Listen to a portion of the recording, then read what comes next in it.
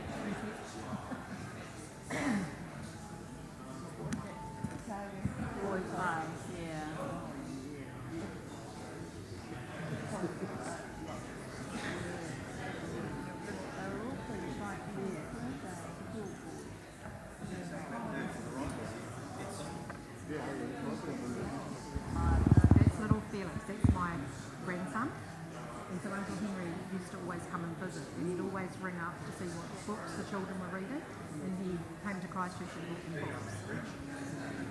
The wee boys are here today. Oh, they loved it. They just thought he was wonderful. Because he would always come and bring them books and tell them stories.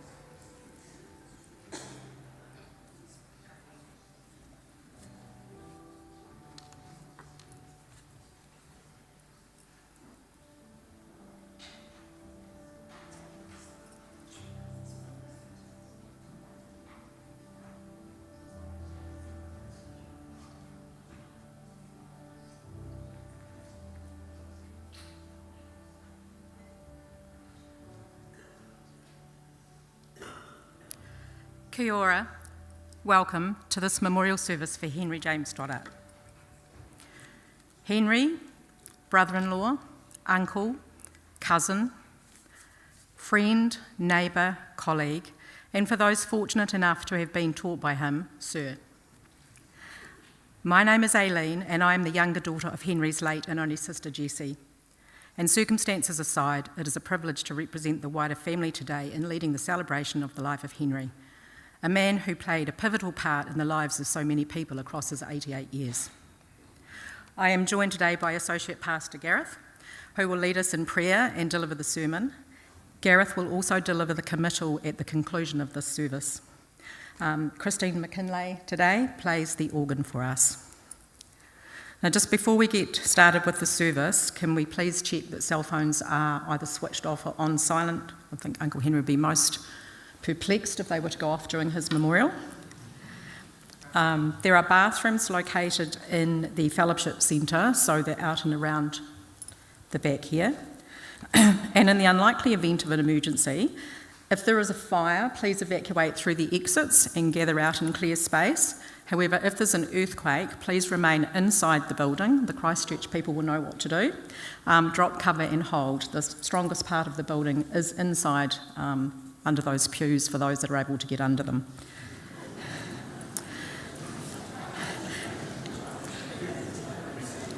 The Cantabrians will lead you. We're very good at earthquake coverage. So, at the conclusion of the service, Henry's ashes will be placed in the fellowship area adjacent, where you may pay your respects and record your attendance in the memory book provided. And the family invite you to join them in a light afternoon tea, where we encourage you to share your stories and memories of Henry, because in his words, he's had a good life. By your mere presence here today, you each must have contributed to that assessment. And bringing together those experiences, those memories, help us to acknowledge our loss, and it brings comfort in knowing that we and many others have benefited from sharing a part of Henry's story. There will be a private interment for Henry after afternoon tea. Members of Henry's family are invited to attend as Henry is finally laid to rest with his late mother and father, my nan and grandpop, in the cemetery adjacent. I will now pass you over to Pastor Gareth to lead us in prayer. Let us pray. Lord Jesus, you are the Good Shepherd who has given your life to save those you love. We rejoice that Henry has come into the Father's kingdom and to the place that you have prepared for him, where death is no more. We gather before you today in witness to Henry's life. It is with great sadness that we say farewell, but we are grateful for the long, faithful life that he enjoyed. As you promised, may you bring comfort to those who mourn and hope for those who wonder about these things. We pray for Henry's family and ask that they would continue to find solace and the joy of celebration in you. Amen.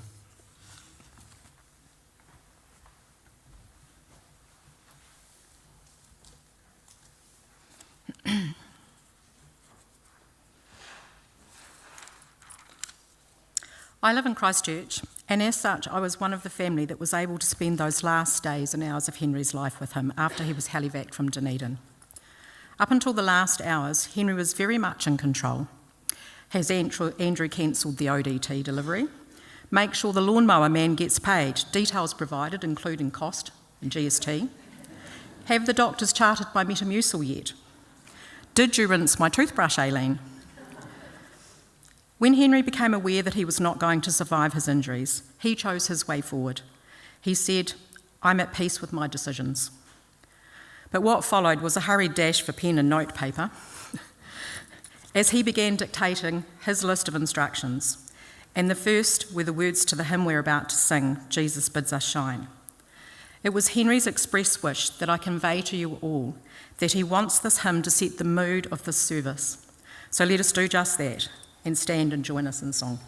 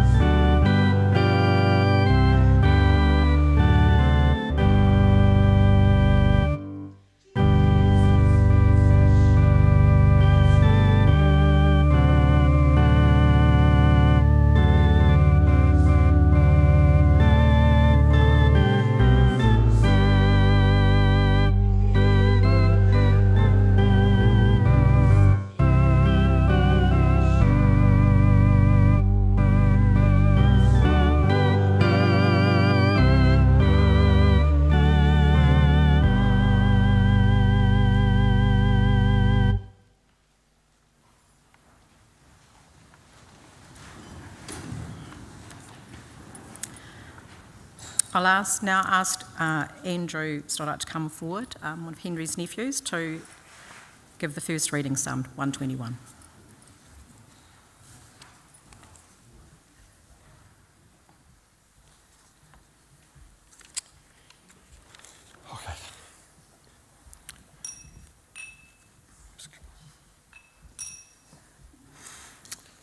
This is from Psalm 121. I lift up my eyes to the hills. Where does my help come from? My help comes from the Lord, the maker of heaven and earth. He will not let your foot slip. He who watches over you will not slumber. Indeed, he who watches over Israel will neither slumber nor sleep. The Lord watches over you. The Lord is your shade at your right hand. The sun will not harm you by day, nor the moon by night. The Lord will keep you from all harm. He will watch over your life. The Lord will watch over your coming and going, both now and forevermore. Thank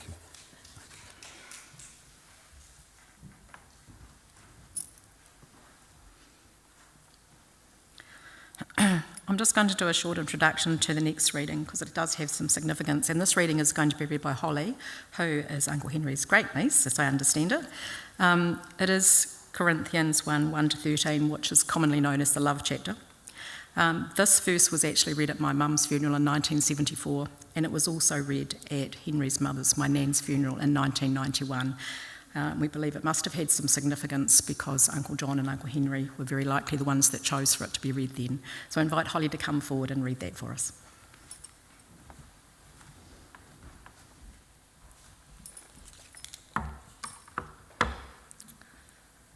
If I speak in the tongues of men or of angels, but do not have love, I am only a resounding gong or a clanging cymbal. If I have the gift of prophecy and can fathom all mysteries and all knowledge, and if I have a faith that can move mountains, but do not have love, I have nothing. If I give all I possess to the poor and give over my body to hardship that I may boast, but do not have love, I gain nothing. Love is patient, love is kind. It does not envy, it does not boast, it is not proud. It does not dishonor others, it is not self-seeking, it is not easily angered, it keeps no record of wrongs. Love does not delight in evil, but rejoices in the truth. It always protects, always trusts, always hopes, always perseveres. Love never fails, but where there are prophecies, they will cease. Where there are tongues, they will be stilled. Where there is knowledge, it will pass away. For we know in part and we prophesy in part, but when completeness comes, what is in part disappears. When I was a child, I talked like a child, I thought like a child, I reasoned like a child. When I became a man, I put the ways of childhood behind me. For now we only see a reflection as in a mirror, then we shall see face to face. Now I know in part, then I shall know fully, even as I am fully known. And now these three remain: faith, hope, and love. But the greatest of these is love. Thank you.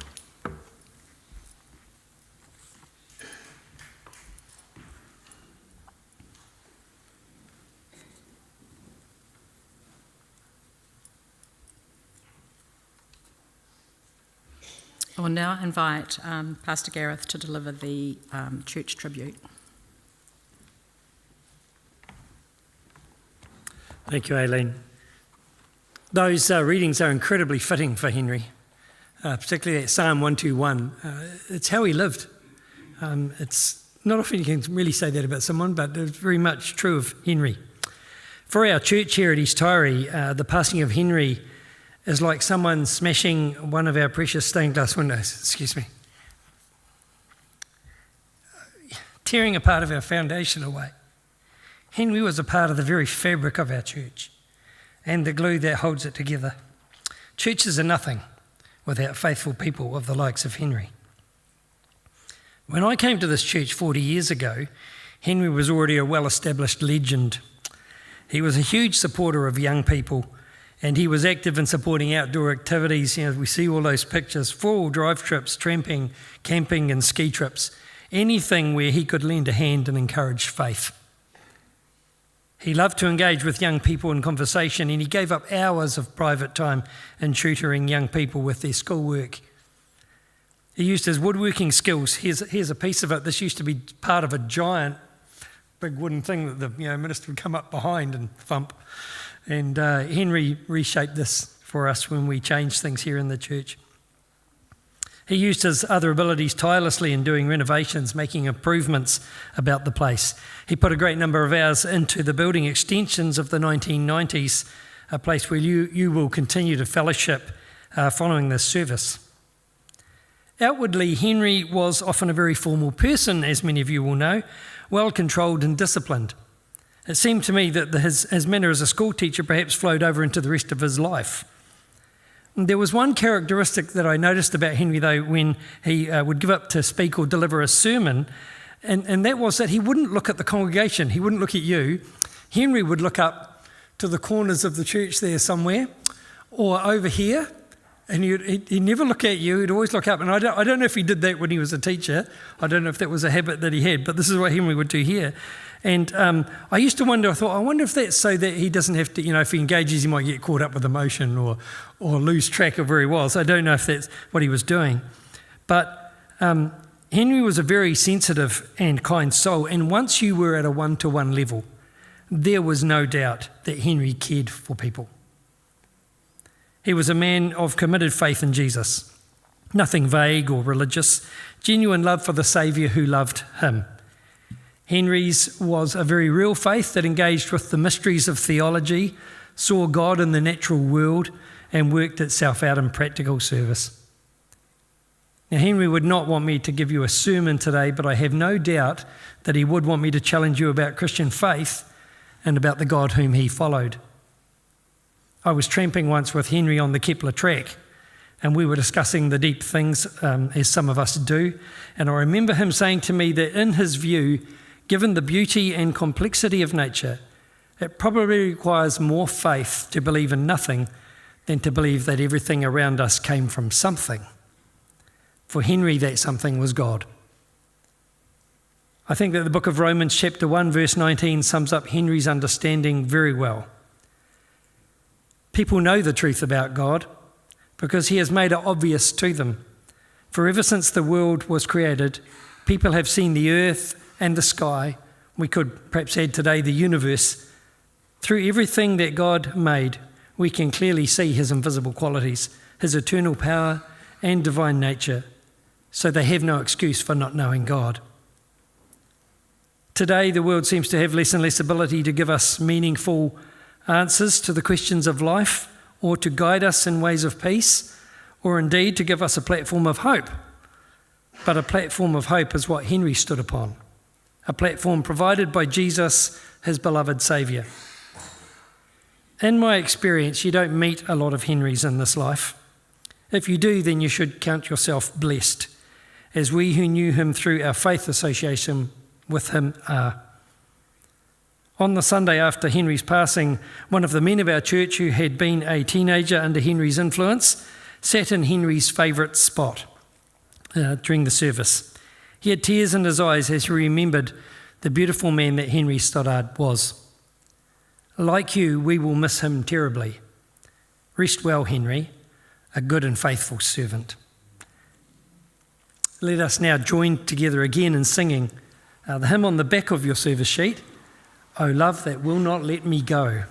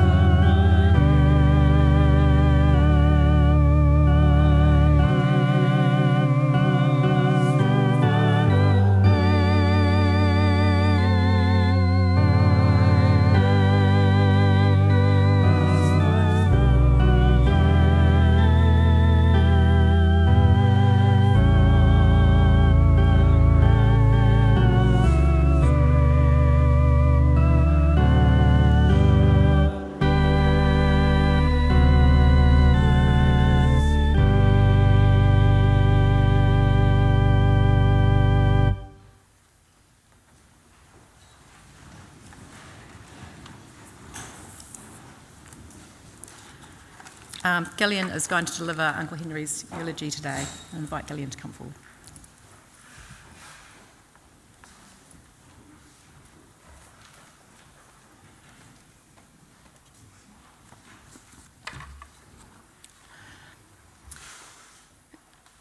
Good afternoon. I'm Gillian Nicholson, Uncle Henry's niece. In 2024, following the passing of his brother Colin, Uncle Henry told me that he had started writing his life story because he still wanted to share so much with his friends and family. He promised that once finished, he would then write his own eulogy. Henry only got to around 2000. He still had 25 years to write. He also did not write the eulogy that he wanted me to read at this service. So with the help of my cousin Trevor, I hope I can now fulfil Uncle Henry's wishes. Today we gather to remember and celebrate the life of Henry James Stoddart, a man whose life spanned nearly 9 decades. It was a remarkable change, huge challenges, adventure, and quiet achievement. It is an honour and a privilege to share these reflections about the life Henry lived, the values he carried, and the memories he leaves behind for all of us. Henry was born on the 16th of December 1937 at Nurse Dunlop's in Owaka in the Catlins.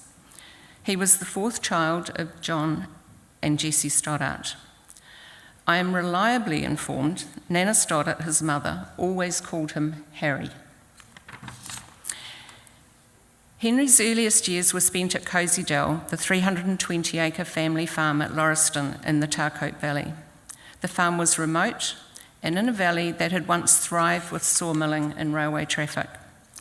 Life was simple, but it was tough. Many of us remember the Catlins family names: the Stotts, the Jews, the Henrys, the Harringtons, and the Hoggs, all families that Uncle Henry retained close links with for many, many years. While Henry was growing up, the valley began to quieten as families and close relatives moved away. But in the isolation of the Catlins, there was still a richness of experience. There was farm life, bush, rivers, and a close-knit family and community. He loved recalling the small details of those early years, especially the road trips in the family's 1929 Chevrolet. They were the years of the Second World War, when shortages and restrictions shaped everyday life and men were off to war.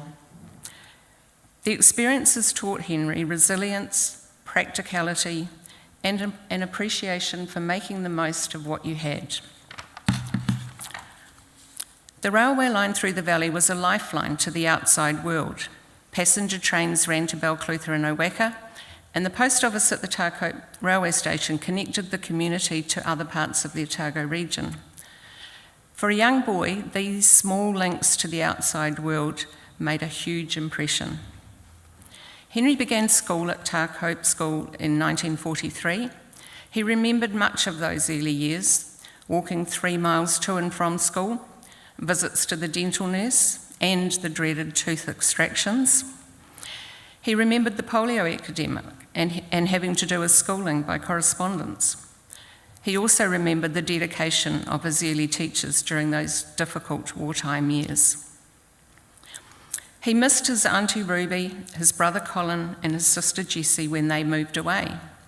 Ruby moved to Balclutha with her husband, but she remained a constant in Henry's life until her death. In 1950, when Henry was 12 years old, the family moved to Clyde Street here in Mosgiel Junction after his father experienced health problems. This marked the beginning of a new chapter in Henry's life. Money was tight, and like many young people of his generation, he worked wherever he could, labouring on farms and working in market gardens. At the age of 18, he spent 6 weeks hand digging 2 8-metre deep holes on the site that would later become the dental school in Dunedin, for what he described as the fantastic wage of £14 and 5 shillings a week. These experiences taught Henry the value of hard work and perseverance, but Henry's sharp mind and curiosity about the world helped him retain a strong commitment to his education. Henry attended East Tyree Primary School and then King Edward Technical School. Later, he went to Otago Boys High School, where he studied science and mathematics, thinking he would become an engineer. Henry completed his Bachelor of Science in Mathematics at the University of Otago and later gained his diploma in teaching at the Christchurch Teachers College. As a student teacher, he was posted to Greymouth, Christchurch and Tyree High School.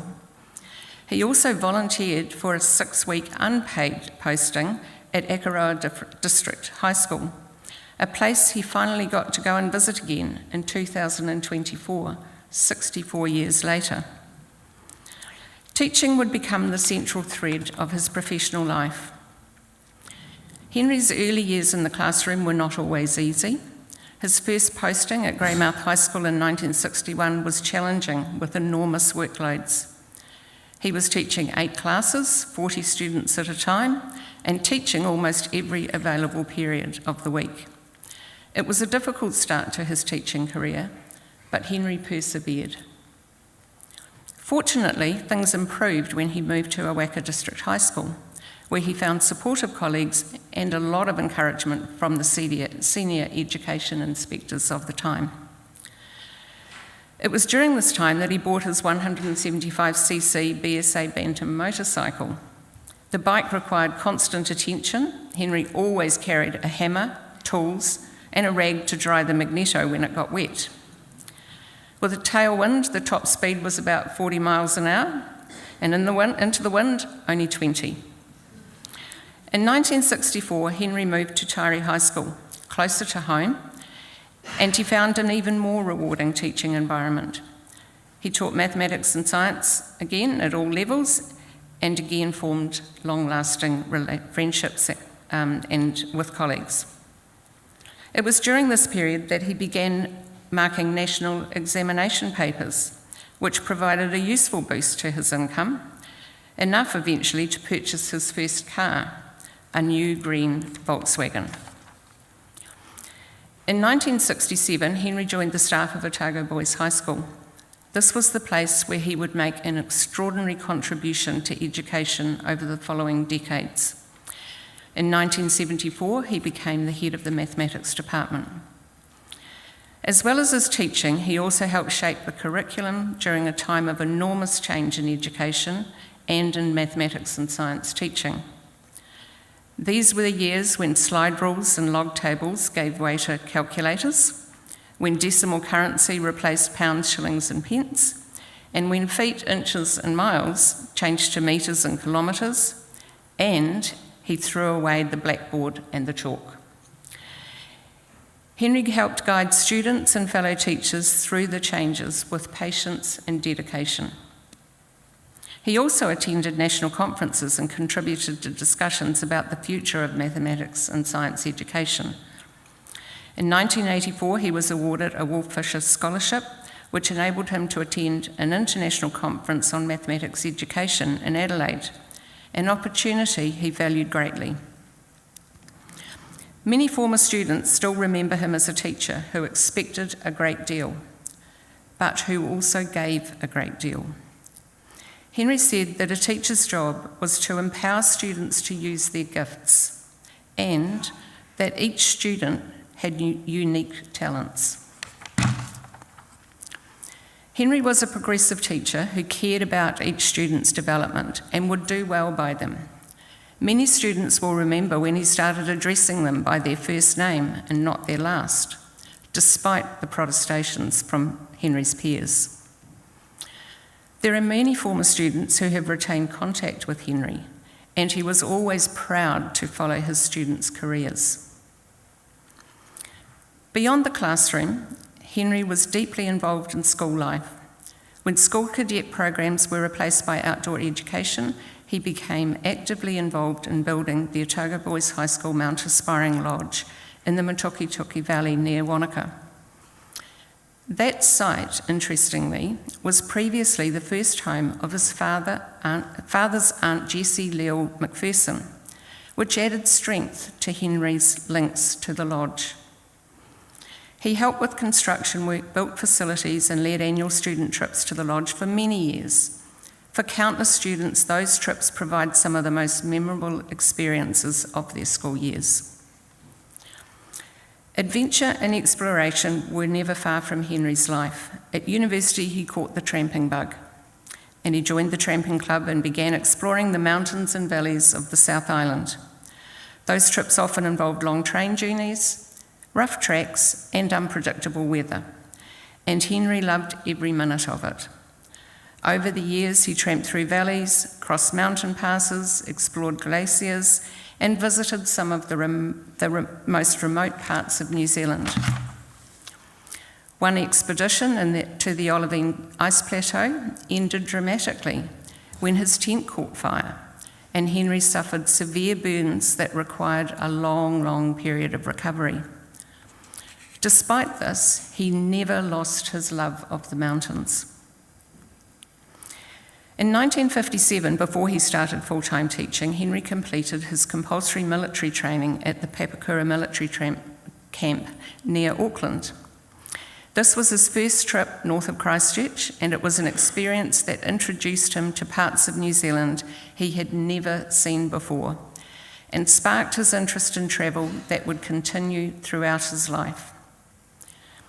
In 1970, Henry took a year out to see the world. Like many young teachers, he did his OE and he took up short-term teaching positions overseas.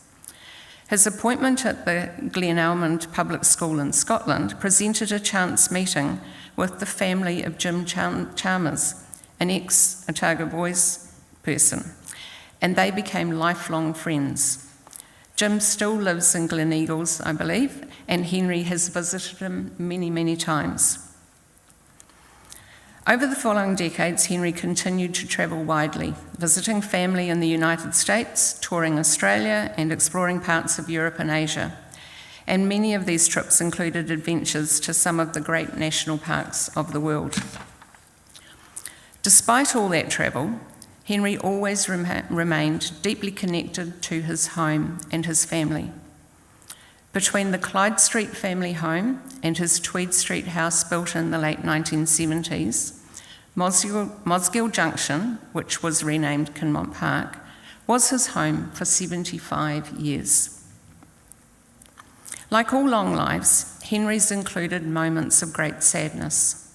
He experienced the loss of his father in 1962, his mother in 1991, his sister in 1974, his Auntie Ruby in 1981, and then his brothers, Arthur in 2013, Colin in 2024, and John, his youngest brother, just late last year. Each loss affected him deeply, but he carried all of his memories with quiet dignity and gratitude. And through it all, he remained connected to his wider family. Family meant a great deal to Henry.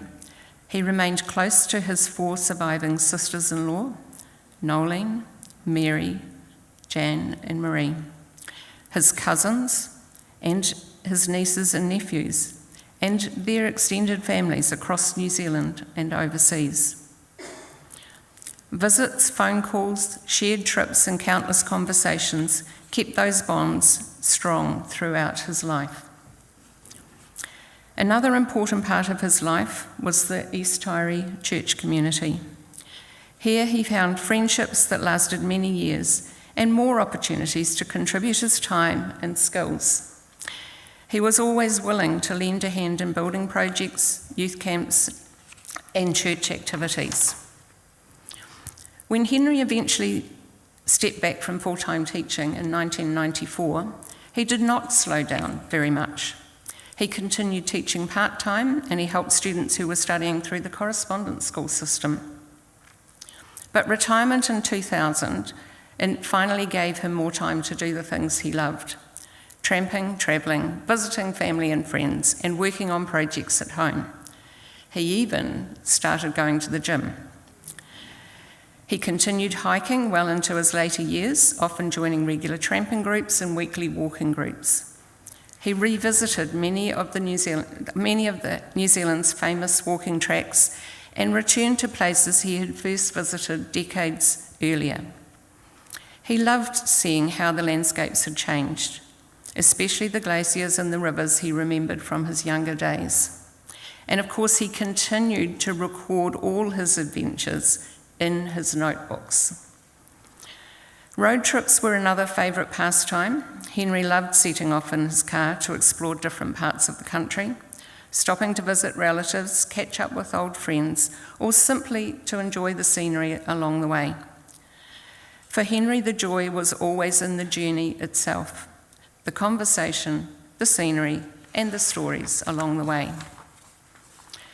Henry revisited the Catlins on many occasions, for school reunions, walking track openings, railway line closures, family celebrations, or just to take the family there. Henry, along with Colin and Nolene, made numerous trips south, checking out the desolate old family home, the old school, the cemeteries, the upgraded roads, always recalling those childhood experiences.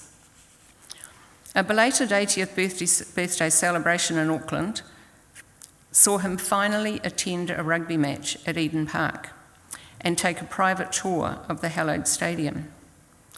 Rugby was his passion, and many of us know about the pre-match, half-time and post-match calls to Colin and Trevor. Otago, the Highlanders and the All Blacks never escaped Henry's criticism. Any trip north always included a visit to his dear friend Colin Telford in Hamilton. His last road trip to the North Island in 2024 was meticulously planned and reported in every detail. He was proud to be using Google Maps to guide him along the way, and as always, he recorded the daily mileage covered, the travel time, the locations he visited, where he stayed, who he kept in touch with.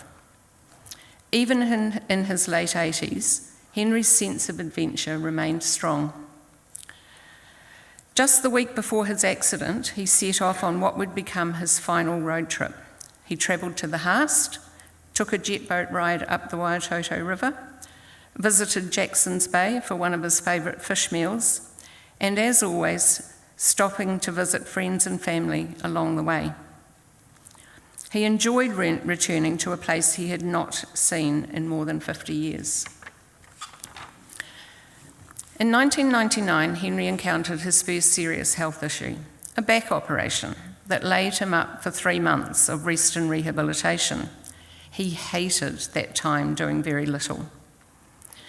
He became a regular at the Dunedin physio pool, even though he couldn't swim. And a year later, he said he was fitter than ever, and he was soon back into tramping in the Mount Aspiring area. In 2004, his cardiac issues started, but the best outcome he reported was his new friendship with his cardiologist.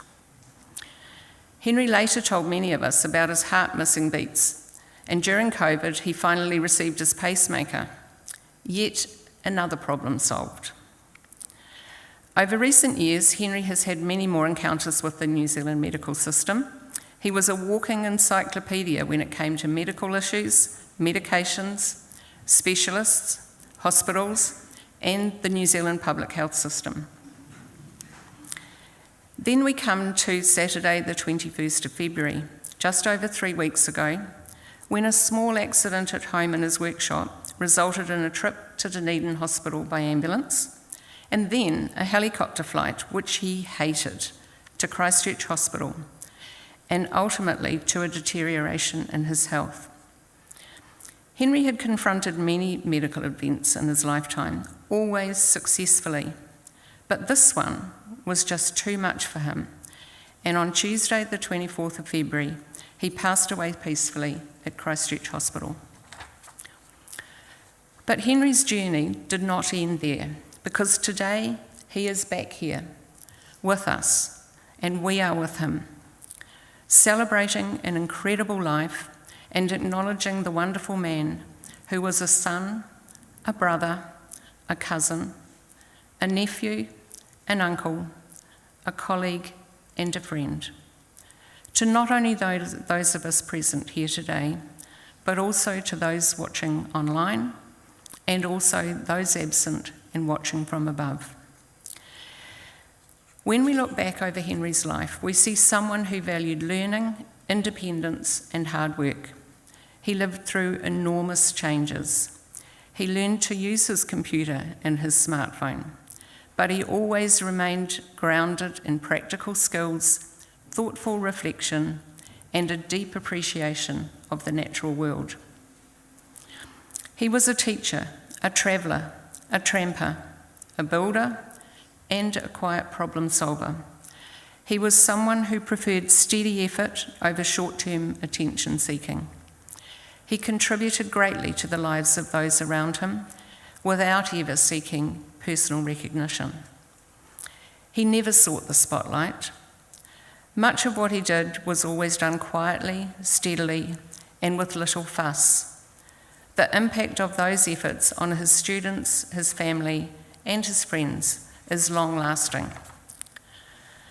Today we say goodbye to Uncle Henry, with gratitude for the long and full life that he lived, for the wisdom that he shared, and for the many memories he leaves with us. May we remember his curiosity, his determination, his love of learning, his sense of adventure, and the quiet kindness that defined him. Uncle Henry was a thoughtful and loyal member of his family and community. For his students, he was a dedicated teacher. For his colleagues, he was a trusted friend. For his family and friends, he was a constant presence, thoughtful, dependable, and reliable, and always interested in what others were doing. Rest peacefully, Uncle Henry. Rest among the mountains, the bush, and the sea that you loved so dearly, forever a part of the land you were still discovering. Your journey has been a remarkable one, and you will not be forgotten. Thank you for the memories you have left us all.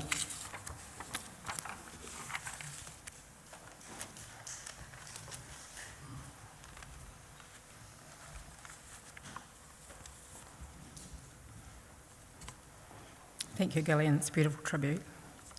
I'd like to now invite, we've got some specific tributes, and Julian, who is another of Uncle Henry's nephews, is going to come forward and speak to Uncle Henry's relationship with his late siblings, his sister and his brothers. Thank you, Julian. Good afternoon, everyone. Listening to that last talk, I can attribute to Henry's medical knowledge. As a doctor myself, he had an extensive medical knowledge that he was always ready to share. I'm sure he would have made an excellent doctor if he had chosen that pathway. He could have chosen a lot of pathways. For those of you who don't know me, my name is Julian. I'm the eldest son of John, and I have the privilege today to speak on behalf of Henry's brothers, Arthur, Colin, and John, and his sister Jessie.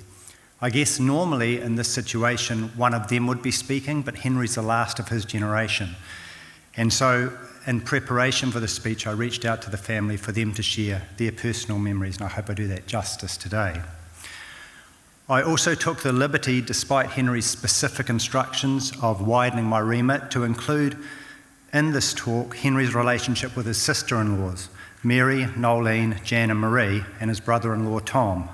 Jan, Marie and Nolene have all joined us here today and are present with us, and Mary will be watching from across the globe, having recently celebrated her 90th birthday. Henry was the last of that generation of siblings, and today we don't only recognise him as a remarkable man, but as a remarkable brother and brother-in-law, a role that he carried out through his life with loyalty, affection and deep commitment to his family. As has been noted, the siblings grew up together in the Catlins, in Tākopa, at times that weren't easy, but they forged very strong bonds. Those years created memories that lasted a lifetime. Later in Henry's life, the Catlins remained a significant place of deep sentimental connection for him. So when I asked Henry's siblings, the family of Henry's siblings to share their memories, very common themes came through. And I thought I'd try and characterise Henry as the family saw him. Henry was a mathematician. He loved maths. Arthur, his eldest brother, actually taught Henry maths at one stage, and I was privileged enough to be taught at Otago Boys High School maths by Henry on 2 occasions. And it was interesting reading that both Colin and Arthur also had a deep passion for maths. I have a deep passion for maths. Talking to Andrew, my cousin, he has a deep passion for maths. Many family members in the Stoddart family seem to have a passion for maths, and I wonder how much of that came from Henry's enthusiasm for that topic. Now, speaking of maths, the astute amongst you will notice that I mentioned 3 brothers but 4 sister-in-laws. And I think Henry, although I always thought of him more of a calculus man than a statistician, would be delighted by the fact that there were 4 sister-in-laws and 3 brothers, because Henry himself never married, and I think he would have enjoyed the symmetry of the fact that there were 4 sister-in-laws and 4 brothers in the Stoddart family. Henry was also an adventurer. He was a traveller and an outdoorsman. As a boy, he loved the outdoors, he loved travelling, and the family reflected on that in their messages to me. Henry and Arthur climbed Mount Pi in the Catlins together, a height of about 720 metres. And interestingly, John, Arthur and Henry travelled over the Haas Pass when the direct route opened around 1961, and they made their way to Jackson's Bay. And what's remarkable is that Henry's final trip, just weeks before he passed, was back to Jackson's Bay, coming in a full circle. Henry and Colin made many trips with Noeline back to Tākopa together, particularly after Henry's retirement. And in the year, Henry and Colin explored the start of many of the South Island's famous walks, the Kepler Track, the Route Burn, etc. Henry loved being in the outdoors, but he loved doing it with people, with family. For those of you who didn't get to walk with Henry, you might have been lucky. I spent my honeymoon with my first wife at the Mount Aspiring Lodge in the Matukituki Valley. And after our first day at the lodge, where Henry graciously hosted us, we helped him clean up some mice that had been present in the kitchen. And as a reward, Henry said, "Why don't we go for a walk and climb a ridge?" Now, Henry was a lot older than me and my wife at the time, Rose, but I can tell you, it nearly broke me. I got nowhere near the top of the ridge. We were begging Henry to stop. Henry was like a machine. If you've watched The Terminator, that was Henry on a tramp. If you wanted to tramp with Henry, you better be fit. That's all I can say. Moving on, Henry was also a builder, a gardener, and a man who loved a project. And whenever he visited Arthur in the States, they always had a project together. They would exchange tools, they would exchange seeds, and they would exchange ideas. And Henry must have been a bit of an electrician too, because I understand he took a kettle from New Zealand to his brother in America and then had to rewire it back from 240 volts to 110 volts. And given that there were no electrocutions, he must have done that well too. My father John would call on Henry when home repairs or home improvements were to be done, and he would always be there and present with good advice. I myself would call on Henry for advice. He was the Google before Google existed. He was the man you went to. And I remember calling him on numerous occasions asking for advice, and I wouldn't get advice. A few days later, a screw would turn up in an envelope in the mail, and that was the screw I was to use to fix the kitchen floor or to screw down my roof. Henry was a man of practical means. He would send you what was needed. I don't think even modern-day Google can achieve that. Moving on, Henry was also a communicator. Henry was someone who deeply valued his relationships around him. He was someone who cared for people in many ways. I think that Henry was social media before Mark Zuckerberg was even a twinkle in his parents' eye. He was a social network himself. Before emails, he sent aerograms, the little blue envelopes that many of you here will remember, to Arthur on a weekly basis in the United States. But when new technology arose, Henry wasn't someone stuck in the past. He embraced it. If the new technology meant that he could connect with his family better, more's for it. And Henry was always available on his cell phone, and he was always easy to contact and email. Henry, when Arthur passed away, Henry continued to make phone calls to Mary in the United States. And their final conversation was on the day that Henry passed. Mary, 90 years of age, or just before 90 years of age, called and spoke to Henry for a good 10 or 15 minutes while he was in hospital. Henry also visited Colin and Nolene regularly, and amongst their many shared interests was their mutual love of rugby. Henry's half-time calls were timed obviously to Colin, and talking to Trevor, obviously to Trevor as well. He must have been on the phone a lot, analysing the game. He was always analysing the Highlanders and the All Blacks. And no one likes a passing, but Henry probably passed at the right time, because he never got to find out who the new All Black coach was. Because he wanted Jamie Joseph, he wanted an Otago man, and he would have been disappointed that it was Dave Rennie, so maybe that was a blessing for Henry. After Colin passed in 2024, Henry was devastated, but it didn't stop him maintaining his close relationship with Nolene. He would visit her regularly, he would bring roses from his garden, he would bring his thermos flask and his cup of tea. And that continued up until Henry's passing, something that Nolene is missing already. Henry also visited my father and Marie every week. He would enjoy Marie's meals, and he would bring the newspaper with him. He thrived on discussing local and international politics, but also engineering topics. And I believe that Dad and Marie learnt how the Beaumont Bridge was built in intricate detail many times over. It was one of his passions, to the point where whenever I drive past the Beaumont Bridge, I would stop and take a photograph and send it to Henry. Henry also never forgot my mother Jan. He remembered her birthdays, he asked after her health, and he always looked out for her well-being.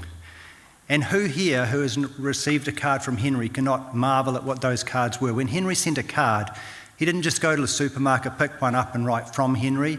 The card was always chosen with a lot of care. It always invariably had a picture of the outdoors of some New Zealand life, and it always had a relevant and inspiring message inside. It was always a pleasure to get a card from Henry, and he never forgot people. I'm too young to remember Henry's sister Jessie, who passed away at a tragically young age, but I have been privileged to meet her daughter Aileen. And if Jessie is anything like Aileen, she's a remarkable woman, a wonderful woman. Aileen told me that Henry would bring fruit to Jessie from central Otago. Aileen remembers him arriving with cases of apricots and peaches, and Jessie would prepare those in the kitchen, boiling them up with sugar syrup, and preserving them in jars which were neatly lined up on the shelf. Aileen also told me that those visits from Henry were preceded by a lot of cleaning and making sure the house was spick and span. Henry liked the house to be clean. Henry was very specific. I remember Henry came to my house and he asked for a cup of tea. I made him a cup of tea and gave it to him. He asked what colour the milk was. It was the wrong colour, I had to make another cup of tea. That was Henry. He liked things done properly. Interestingly, Henry's giving to people was reflected in his notebook.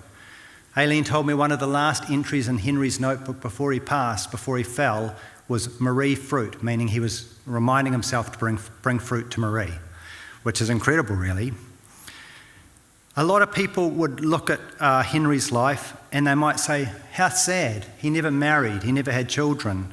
But those people that looked at his life that way didn't really know Henry, because Henry had a family larger than just about anyone, because he invested his time, his care and his energy in every single one of us.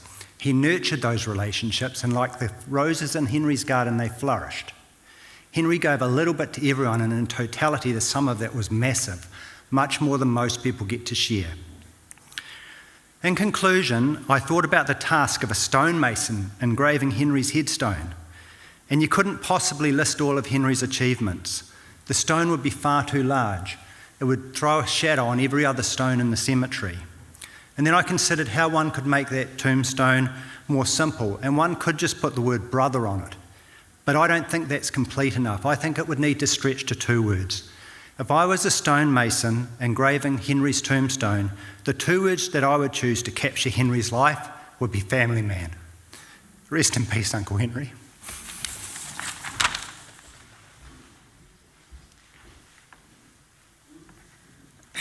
Thank you, Julian. We'll now invite my brother Trevor, who's another one of obviously Uncle Henry's nephews, to come forward and speak to the relationship of Uncle Henry with his nieces and nephews.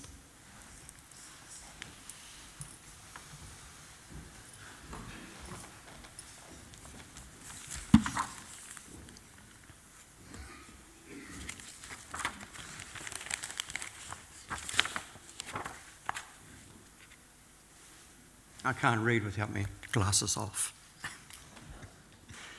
Good afternoon. I'm Trevor, Henry's eldest nephew. I just want to say a few words on behalf of Henry's 18 nieces and nephews who reside throughout both islands of New Zealand and overseas in Australia, England, Rarotonga and the United States. Henry enjoyed life to the fullest, none more so from when he retired from full-time work in '94. He had a great love for New Zealand's wilderness, the mountains, the lakes and the rivers. Tramping was one of his passions, with many trips with clubs, groups and friends throughout both islands over many years. I was fortunate enough to undertake a trip with Henry and two others in '68 over some 8 days where we returned to the Olivine and Forgotten Rivers area. He kept in touch with many close and distant relatives and friends, with frequent visitors when passing by. He undertook several trips overseas, some repeat, and visited many countries, visiting places of particular interest to him. There were many car trips throughout both islands in his trusty Toyota Corolla, right up until the week he passed away. He looked after himself health-wise, and apart from a couple of serious procedures, didn't let these deter him from doing what he wanted to do. And of course, his love of rugby, particularly the Highlanders. He enjoyed reminiscing about the Catlins and Tākopa areas, where he spent his early childhood and visiting these areas regularly, sometimes with relatives. But most importantly, he kept in contact with his many nieces and nephews, often visiting them when he could on his many travels, if not, then keeping in touch by phone. Uncle Henry, and some of us knew him as Uncle Harry, had a caring and yet inquiring nature. He was kind and considerate in his manner. He provided counsel and advice when sought. He was always good for a chat, and sometimes a long chat. He was always there when times of need that rose occasionally. He was never one to forget birthdays or Christmas times. There was always cards with messages in the mail. This also extended to families of his nieces and nephews. Of recent times, he learned how to send emails and text messages on the odd occasion. On the wall near his kitchen in Tweed Street, he had photos displayed of his younger extended family members. I can remember him saying, "Trevor, send me a new picture of your grandchildren. The ones I have here are out of date." This was a reminder of his family connections. Of course, there were people around him that supported him in many ways over the years. To them, we say thank you for being so helpful and kind. You know who you are. On a closing note, Henry undertook a 5-day car trip to Jackson's Bay on the west coast. This was the week immediately before his passing. He'd been looking forward to this trip for some time. However, he was looking at the weather forecast to ensure he had a 5-day window of fine weather. This was the week. So off he took on Monday, going via Middlemarch to Alexandra for the night. Next day, he travelled up through the lakes, over Haas Pass and onto the Haas Township. He stayed 2 nights in some sort of hostel accommodation. The highlight of the trip was a jet boat ride up the Waitota River on the Wednesday, followed by a fish and chip meal at Jackson's Bay later that afternoon. On the Thursday, he travelled back to Cromwell, visiting Sue Aspinall on the way at Wanaka and staying overnight with Jim Harrington in Cromwell. On the Friday, he returned home to Mosgiel. At about 6:30 Australian time, I received the following text from Henry. "Home at about 4:30. Good trip. If still awake, we'll phone at half-time. Hurricanes versus Pacific Monica match. Henry." Indeed, he did ring at half-time, and we chatted for about an hour on this his recent trip. It'd be fair to say that he thoroughly enjoyed the trip, particularly the jet boat ride. The last time he was in Jackson's Bay was in 1957. This was very much Henry, out there enjoying life to the fullest, the countryside, and dropping in on friends for a chat along the way. Uncle Henry, you indeed were a very special uncle to us all. Indeed. Thank you. Thank you.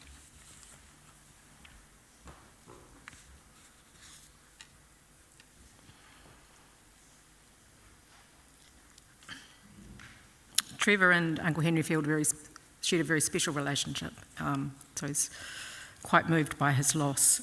And when I called him on the day that Uncle Henry had been taken to Christchurch Hospital, Trevor was in fact waiting for a call at half-time of the rugby match on that day. But that call was suspended for obvious reasons, so there was a lot of phone calls to Australia. Now, as many of you will know, my Uncle Arthur actually married a beautiful American woman, and we have an extended family in America. Because they can't be with us here today, they have put together a video with a photo montage, and they are now going to have that shown on the screen behind us. This is separate to the montage of reflection that we'll have later in the service, but I'd like you to enjoy the tribute from Uncle Arthur's family. Auntie Mary, who you've heard turned 90 last week, and actually received a card in the mail for her birthday from Uncle Henry, which he had sent prior to his accident. And so please join us in enjoying their tribute. Hello, I'm Mary Stoddart, the wife of Henry's second oldest brother, Arthur. Henry was an incredibly caring man who loved and supported everyone. I first got to know him when we moved to New Zealand from the U.S. in May of 1964. He welcomed me into the family with warmth and love, and we enjoyed great times together. Though we ended up moving back to the States in 1966, Henry and Arthur stayed incredibly close, corresponding regularly for over 40 years. The blue international airmail letters were a staple in our home. We missed them when they became bi-weekly emails. Henry first came to visit us in 1970 for what he called his big overseas experience, followed by many subsequent visits throughout the years. He connected with us all across the U.S., from Michigan to California, Illinois, Vermont, Alabama, Georgia. His visits made an impact on us, creating fond memories with his 3 nieces and nephew, grandnieces and grandnephews, and other extended family members and friends. So many still remember him because he was such a warm and engaging person. He was always Uncle Henry to everyone. We are also grateful that Henry actively sustained our connection to New Zealand and was an amazing host when we came to visit. Our 4 children, Natalie, Michael, Celia, and Wendy, plus their spouses and children, knew him well and loved him so much. The annual New Zealand calendars for Christmas and thoughtful birthday cards created even more memories. We all have New Zealand sheepskins he sent for special occasions like births and weddings, and always looked forward to Henry's calls to catch up on what was happening with him and the rest of the family in New Zealand. We will miss him dearly. We love you, Henry, from all of us U.S. family and friends. Hello, I'm Natalie, Henry's niece by his brother Arthur. I'll remember Uncle Henry for his big heart, his amazing memory, and his gift for connecting with people.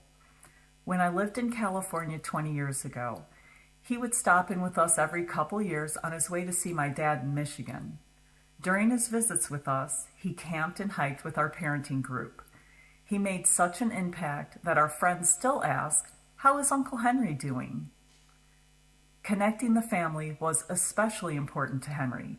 He was the person to go to for family history, emails, and phone numbers. He cared about the little day-to-day goings-on as much as the big events. Uncle Henry kept us up to date with Dad's family in a way that made us feel closer to them and made us comfortable meeting up with cousins on our trips to New Zealand. Henry, the extrovert, connected me, an introvert, to my father's family. We'll miss Henry. Let's all keep connected the Uncle Henry way, regularly and with love in our hearts. I'm Ed Gardner, and I married Natalie Stoddart, Henry's niece. Henry and I shared a love of backpacking, or tramping as it is called in New Zealand. We went on multiple trips together in the mountains of California, adventures with highlights and lowlights, sunny days and frosty nights. He was an experienced outdoorsman. Once, he fashioned a splint out of a water bottle to help our friend, Ray, get out of the mountains of Big Sur on an injured ankle. Last Christmas, Ray's wife enjoyed a call with Henry, as she had for the last decade. Those were the sorts of connections Henry made. He built and maintained friendships with all sorts of people. He hosted my parents when they visited New Zealand, and later my brother and his family. Henry's passing was a shock to me, my family, and my friends. We are among the many who will miss him and cherish his memory.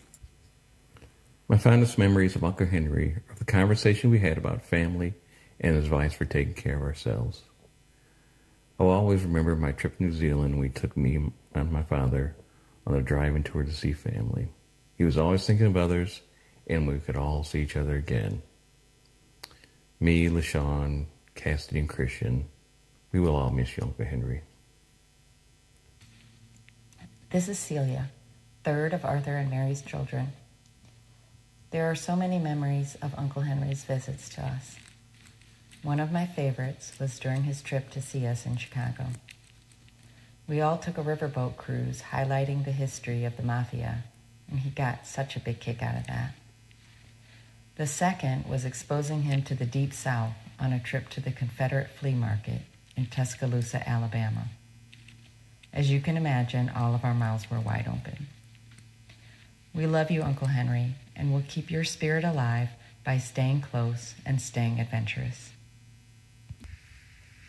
Hi, I'm Wendy, Arthur's youngest child. Uncle Henry, you kept us connected to all things New Zealand, and we love you so much. We treasured your regular visits, and even though they were short, the memories were everlasting. Uncle Henry helped me move into my dorm room at the University of Michigan, an event he would remind me of often with a chuckle. When he visited me in San Francisco, we enjoyed driving around the city and checking out the sights. He also met my husband Eric for the first time, and he adored him. On his most recent visit, he made the long trip to Vermont to attend our wedding, which meant so much to us. Uncle Henry was always a fixture in our lives, and his memory will live on through all of us. We'll never forget your smile, your laugh, your light, and your love. Rest in peace, Uncle Henry. We love you.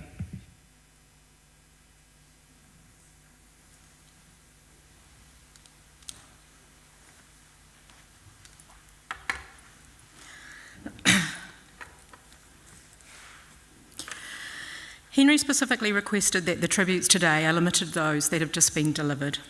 It's likely he anticipated that if we opened the service up for people to come forward, it would be dark before we left today. Although I suspect it may also have been because underneath this meticulously organised manner and quiet confidence was an incredibly humble man. However, on my notes are listed some special mentions, and it's my task today to cover off the tributes that Uncle Henry wanted. Firstly, Professor Gerald Wilkins, Henry's cardiologist. Henry held him in extremely high esteem and specifically asked me that he be acknowledged today. Thank you, sir, for your care of Henry over the years and your fellowship. The ED staff at Dunedin Hospital and the staff in HDU, the High Dependency Unit in Christchurch. Henry wanted his thanks to these teams recorded. Both hospitals on that weekend were under extreme pressure, but they delivered what was needed to get Henry through those critical first hours while keeping family informed and updated. We thank them for their outstanding care in challenging circumstances. I'd also like to acknowledge John Ryan Funeral Directors in Christchurch and Campbell's Funeral Directors here in Mosgiel. Thank you for your attendance and care of Uncle Henry since his passing. The Catlin Schools. Henry was an active member of the Catlin School groups. He had attended the Tākopa School in his younger years and had attended the Catlin School 150th Jubilee just last year. A recent tribute from the group described the Stoddarts as a pioneering family from the Catlins who were related to many other Catlins families, namely the Pullers, Five Ash, Leals, etc.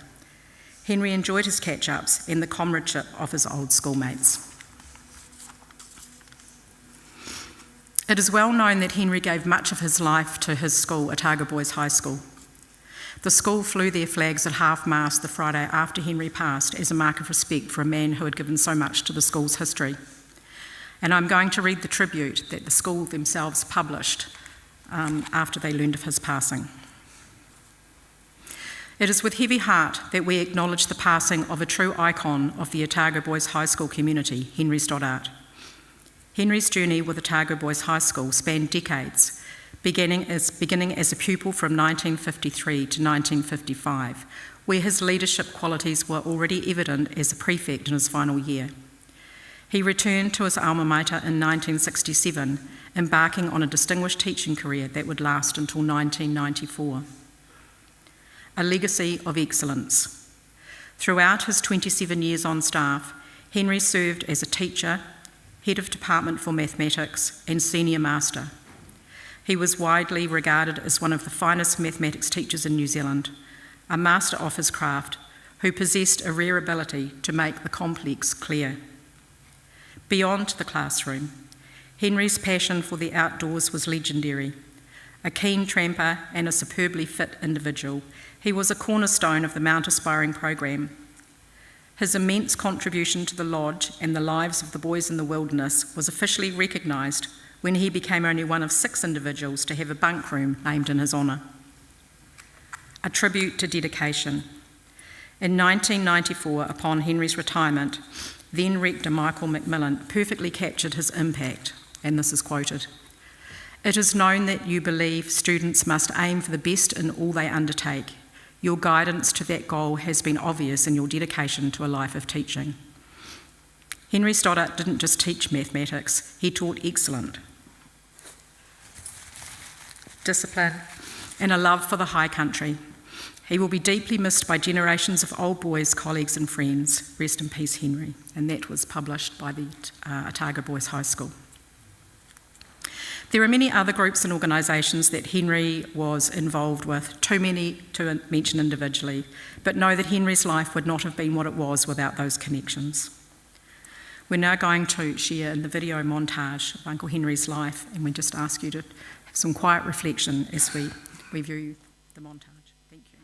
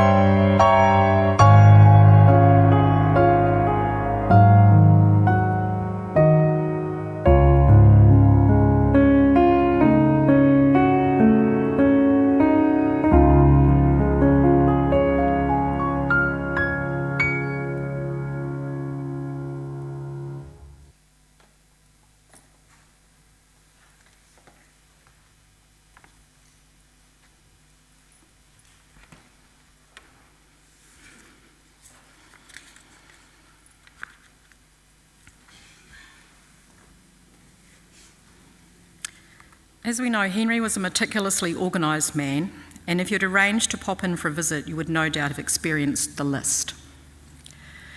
Uncle Henry would have a list on the kitchen bench which would record your ETA, expected time of arrival, don't be late. And then he would list carefully what he was going to serve you for afternoon tea, and inevitably that would include date loaf or fruitcake. And then he would have his A to whatever letter of the points of discussion that he wanted to have with you that day, because he didn't want to forget anything that he might have wanted to chat about. He was a true analytical thinker, and there are notes around his home even now carefully recording upcoming events, maintenance schedules, and most importantly, those family birthdays. Uncle Henry, ever the handyman, endeavoured to identify the source of his faulty bathroom heater on the 21st of February, and for whatever reason, completely disregarded his own staunch health and safety code, teetered on a low step, fell and critically injured himself. He then took himself upstairs with broken ribs and internal injuries, showered, dressed, packed a bag before phoning for an ambulance, and he told the staff not to rush. That bag accompanied Uncle Henry to Christchurch, and amongst the contents included the daily newspaper, the ODT, a Listener, a Star newspaper, the reading book he was currently working his way through, which was about Andrew and Fergie's escapades. He had a list of his medications taped carefully to the lid of the box which contained all his medications. He had a printed and laminated list of every surgery and dental procedure he'd ever undertaken and when it occurred. He had a large bag of his toiletries, which included anything you could ever think you'd need to attend to your personal needs. He had phone chargers, which was a blessing because my phone was nearly flat. He had a change of clothes, pyjamas, clean underwear. He had his signature grey cardigan. And amongst all of this was this notebook. And this notebook is labelled Alexandra/Haast, 16 to 20th February 2026. Recorded within this is his plan for that trip, and each event has been carefully struck off as it occurred. The cost of each step's been recorded, people he was to see, supplies he brought along the way. And then the final entry captures for me the true fabric of my Uncle Henry, a man who, despite serious injury, turned his mind to this list, tasks that needed attending to, and thoughts of others. Saturday, 21st February, underlined. 9 o'clock, fall in basement, sawhorse, blood and urine, left only kidney, was the only one he had left. ODT 4774760. That was to make sure that the paper was cancelled. And then the very last entry at the bottom, Marie, fruit, always thinking of others.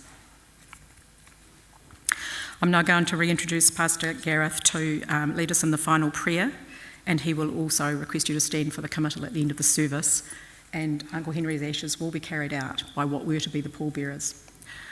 Trevor will carry the ashes and the pallbearers will accompany him, and we're going to go out and around this way because there's scaffolding out the other side of the church.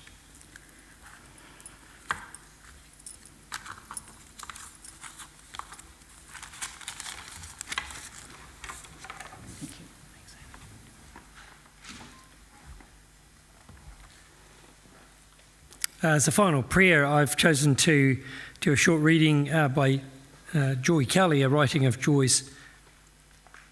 May the mystery of God enfold us. May the wisdom of God uphold us. May the fragrance of God be around us. May the brightness of God surround us. May the wonder of God renew us. May the loving of God flow through us. May the peace of God deeply move us. May the moving of God bring us peace. Can I ask you to stand as we make a committal of Henry?